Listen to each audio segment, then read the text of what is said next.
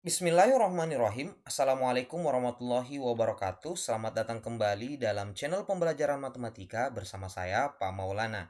Pada video kali ini kita akan kembali membahas soal kompetisi sains madrasah bidang matematika Madrasah Sanawiyah tingkat provinsi tahun 2023. Dan pada video kali ini kita telah masuk pembahasan soal nomor 5 sampai dengan 6. Namun sebelum itu, bagi kalian yang baru mampir ke channel ini dan ingin mengakses soal yang dibahas pada video kali ini, kalian bisa mengaksesnya melalui link yang tertera pada deskripsi video ini. Selanjutnya, mari kita masuk ke pembahasan soal nomor 5. Perhatikan ayat berikut. Di sini kita diberikan ayat yang kira-kira artinya seperti ini. Sesungguhnya Tuhanmu mengetahui bahwa engkau, Nabi Muhammad, berdiri sholat kurang dari 2/3 malam, atau 1/2 malam, atau sepertiganya, dan demikian pula segolongan dari orang-orang yang bersamamu. Jadi ini merupakan potongan ayat dari surah Al-Muzammil ayat 20.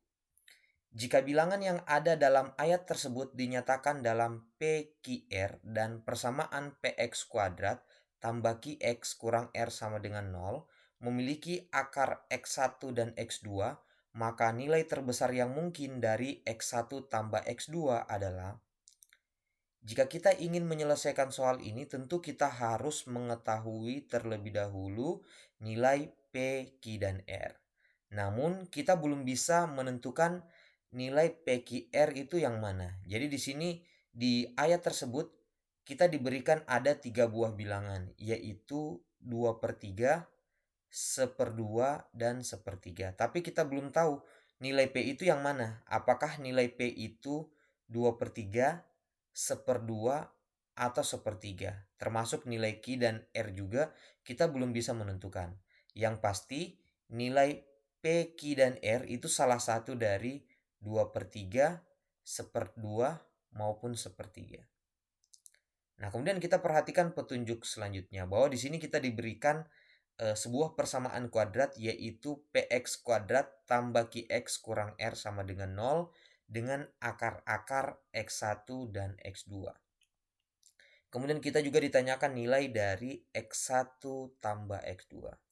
Nah, dalam persamaan kuadrat, jika kita ingin mencari nilai X1 tambah X2 atau jumlah dari akar-akar suatu persamaan kuadrat, itu bisa dirumuskan dengan negatif B per A, di mana B itu adalah koefisien dari X, kemudian A itu adalah koefisien dari X kuadrat.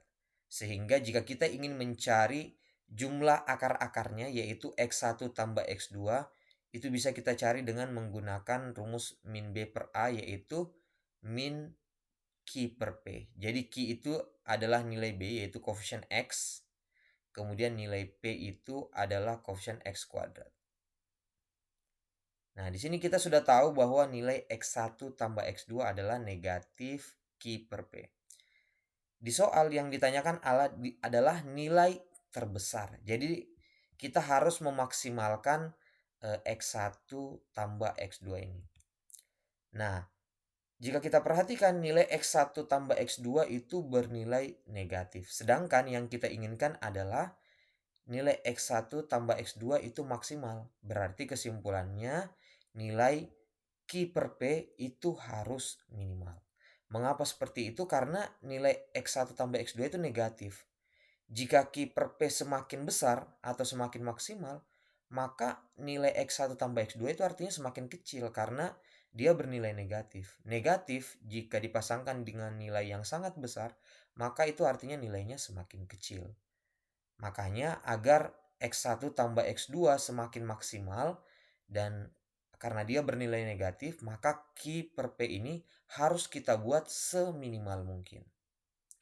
Nah, selanjutnya karena kita menginginkan Q per P ini seminimal mungkin, maka nilai Q itu harus kecil, ya, harus minimal, dan nilai P harus maksimal. Karena jika nilai Q ini semakin kecil, maka Q per P ini juga akan semakin kecil. Termasuk nilai P, jika P ini kita buat semaksimal mungkin, maka nilai Q per P juga akan semakin minimal. Makanya Di sini nilai P harus maksimal dan nilai Q harus minimal.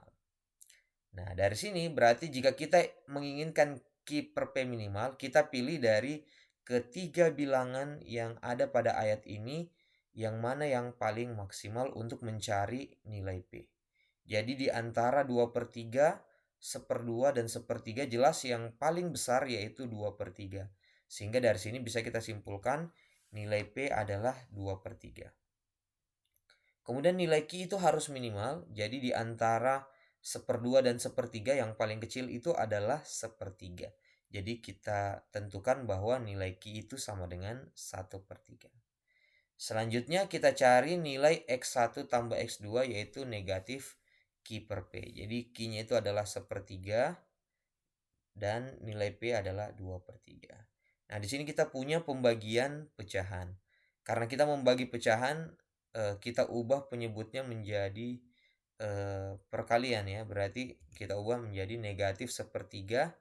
Nah, di sini karena pembagian kita ubah menjadi perkalian tapi penyebutnya ini dibalik menjadi 3/2. Kemudian kita sederhanakan perkalian ini.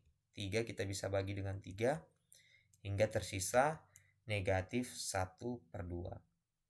Jadi nilai X1 tambah X2 terbesar yang mungkin adalah negatif 1/2. Jadi jawaban untuk soal nomor 5 ini adalah D, negatif 1/2. Kita lanjut ke soal nomor 6. Di sini kita diberikan soal warisan. Seorang laki-laki wafat meninggalkan 2 anak laki-laki, 1 anak perempuan, 1 istri, 1 bapak, 1 ibu, 1 cucu laki-laki dari anak laki-laki, 1 cucu perempuan dari anak laki-laki, 1 nenek yaitu ibu dari bapak, kemudian 1 nenek yaitu ibu dari ibu. Pada saat pembagian warisan terdapat kesalahan dalam pembagian, sehingga jumlah warisan yang diterima 1 anak laki-laki lebih 10% dari yang seharusnya diterima.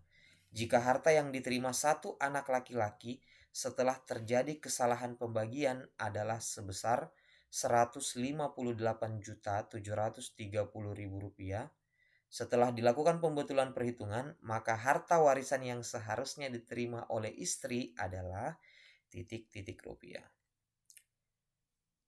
Untuk memudahkan kita menyelesaikan soal ini, jadi kita buat tabel dari ahli warisnya terlebih dahulu. Nah, di sini kita diberikan ada 9 ya, 9 ahli waris, disebutkan ada 9 ahli waris, yaitu 2 anak laki-laki, 1 anak perempuan, 1 istri, 1 bapak, 1 ibu, 1 cucu laki-laki, dan 1 cucu perempuan yang keduanya dari anak laki-laki. Kemudian ada 2 nenek, 1 ibu dari bapak dan 1 ibu dari ibu. Kemudian kita tentukan bagian-bagiannya. Pertama untuk anak. Nah, di sini karena ada anak laki-laki dan ada anak perempuan, maka bagian anak yaitu asobah atau mereka mendapatkan sisa harta warisan. Kemudian untuk istri itu mendapatkan 1/8 bagian ya, karena dengan alasan laki-laki yang wafat tersebut meninggalkan anak ya, baik anak laki-laki maupun anak perempuan. Jika dia tidak meninggalkan anak, maka istri ini mendapatkan 1/4. Hanya karena yang meninggal tersebut meninggalkan anak, maka istri mendapatkan 1/8 bagian. Kemudian untuk bagian dari bapak itu 1/6, sama juga dengan ibu juga mendapatkan 1/6. Yaitu dengan alasan yang sama karena laki-laki yang wafat tersebut meninggalkan anak. Kemudian untuk cucu, baik cucu laki-laki dan cucu perempuan dari anak laki-laki, keduanya itu sudah tidak mendapatkan bagian karena bagiannya sudah diwakili oleh anak laki-laki ini. Jadi cucu laki-laki maupun cucu perempuan ini merupakan anak dari si anak laki-laki. Makanya mereka sudah diwakili oleh orang tuanya. Sehingga kedua cucu tersebut sudah tidak mendapatkan bagian lagi. Begitu pula untuk nenek. Pertama untuk ibu dari bapak itu sudah tidak memperoleh karena adanya ayah dan ibu. Nah, di sini karena sudah ada ayah dan ibu, makanya nenek itu sudah tidak mendapat bagian. Begitu pula untuk nenek, yaitu ibu dari ibu. Nah, itu karena sudah ada ibu, makanya nenek ini sudah tidak mendapatkan bagian. Jadi yang mendapatkan harta warisan hanya anak, istri, bapak, dan ibu. Nah, untuk memudahkan kita membuat rincian bagiannya, kita cari KPK-nya terlebih dahulu dari ahli waris yang mendapat bagian. Nah, di sini bisa kita perhatikan penyebutnya ada 8 dan 6, yaitu KPK-nya adalah 24. Agar bisa kita bagi ya pecahan ini.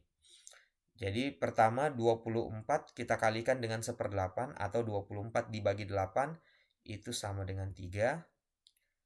Kemudian 24 dibagi 6 itu sama dengan 4.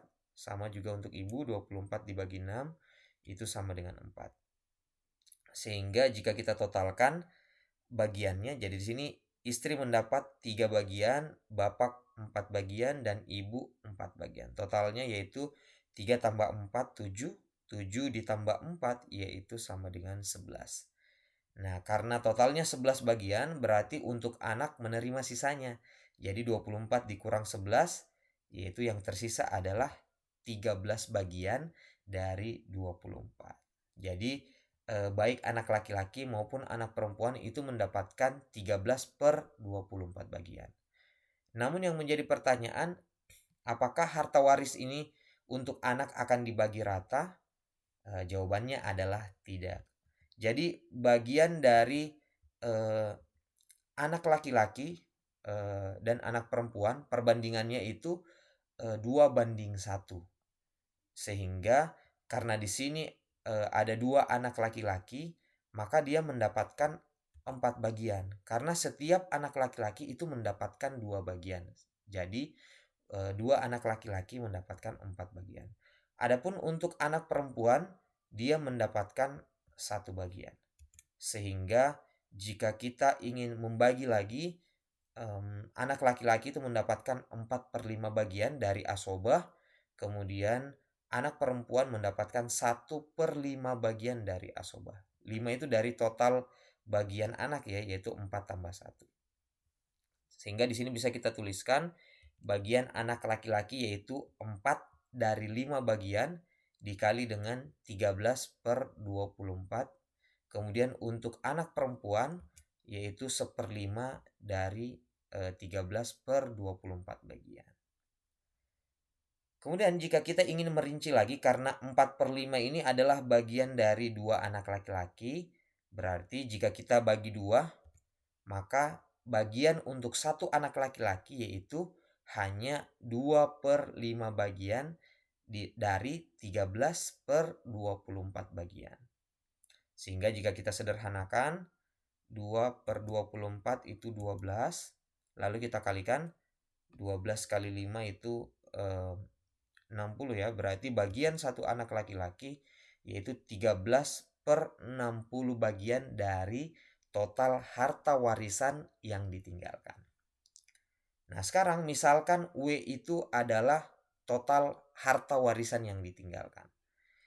Karena di soal dikatakan bahwa terjadi kesalahan pembagian, yaitu jumlah warisan yang diterima satu anak laki-laki itu lebih 10% dari seharusnya yang diterima. Sehingga dia menerima warisan Rp158.730.000. Artinya yang tadinya dia mendapatkan 100% karena kelebihan 10%, maka anak laki-laki ini mendapatkan 110% dari seharusnya yang dia terima.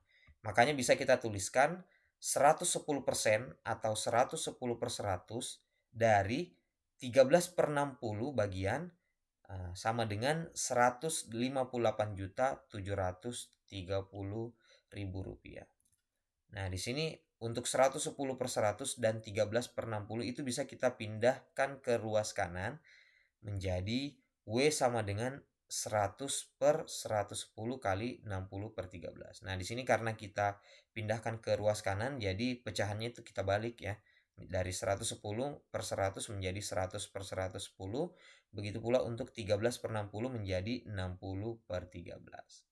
Nah, jika ini kita bagi lalu kalikan, maka akan diperoleh nilai W itu sama dengan 666 juta. Jadi total harta warisan yang ditinggalkan oleh laki-laki yang wafat tersebut adalah 666 juta.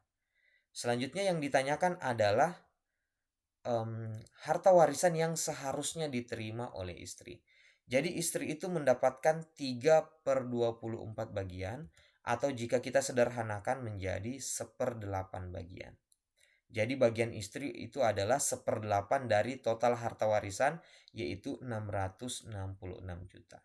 Jika 666 juta ini kita bagi 8, maka akan diperoleh bagian istri yaitu 83.250.000 rupiah. Jadi jawaban yang tepat untuk soal nomor 6 ini adalah B. Oke, demikian pembahasan soal kita pada video kali ini. Jika kalian suka silahkan like dan share ke media sosial kalian. Jika berkenan silahkan tekan subscribe, dan jika ada koreksi, pertanyaan, atau ada hal yang perlu didiskusikan, silahkan komentar di kolom komentar yang tersedia. Sekian untuk video kali ini. Assalamualaikum warahmatullahi wabarakatuh.